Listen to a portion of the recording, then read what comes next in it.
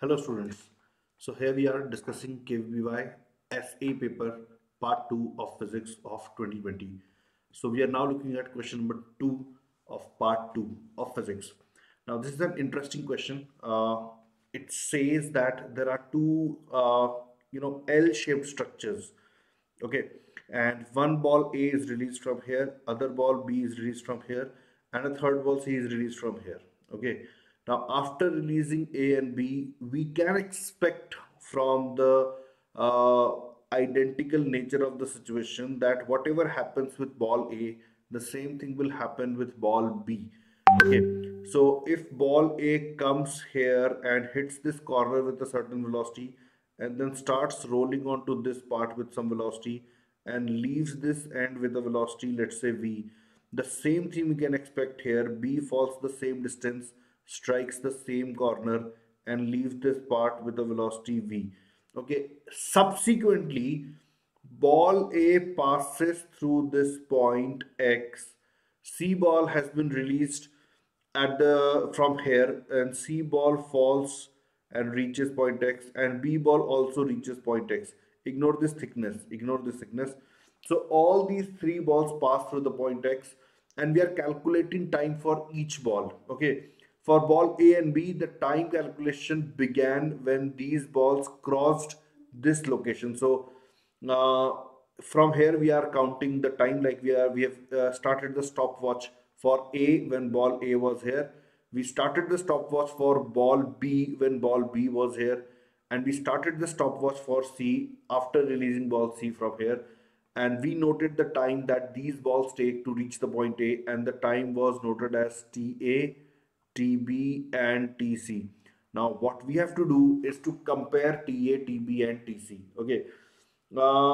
See, this question can be addressed qualitatively, and there are few points after also after finding the solution. Like there may be some queries that may pop up in your brain. I will try to uh, predict those queries, and I will try to address those queries. So first of all, if this distance is, let's say, x, okay, then time taken by ball B can be written as x by v.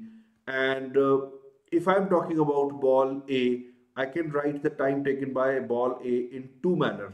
If I notice the horizontal motion of ball A, then I can write this time as x by v. So this helps me to claim that TA will be equal to TB. Now, if I note the vertical motion of ball A, okay, the ball A did not have any vertical velocity when it left this position. So this should be written as root 2h by g, where h is this height. Okay.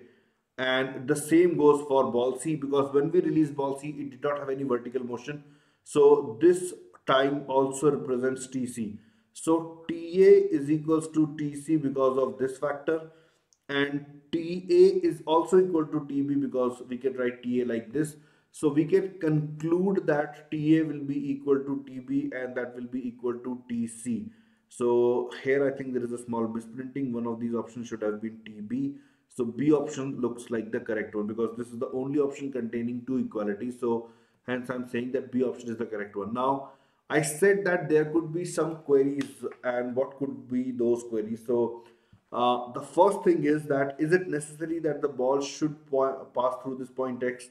Well, no, no, it's not necessary. But let's assume that we have put ball C in such a manner that it is vertically above the point through which this ball moves as it crosses this horizontal, or as it hits the, at whichever point this ball hits the ground, we are releasing ball C vertically above that point. So though it is not given in the question, but we can ensure that. Okay, we can ensure that.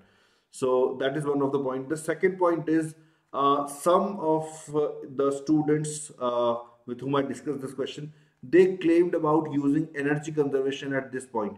Well, actually that is not needed because the two structures are identical.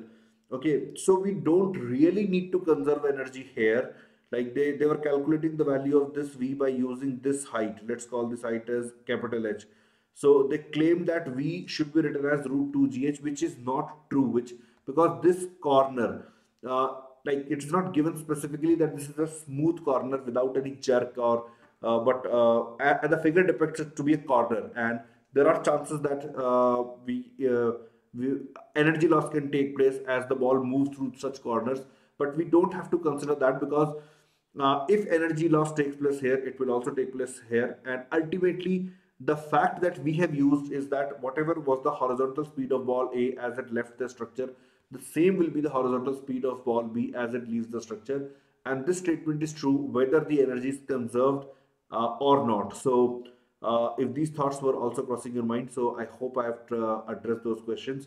So the correct answer to this question would be TA equal to TB equal to TC. That's a misprint. I'll correct it here. So that's it. So guys, I hope you liked this question. I hope you liked the solution. And thank you for watching and stay tuned for the next question.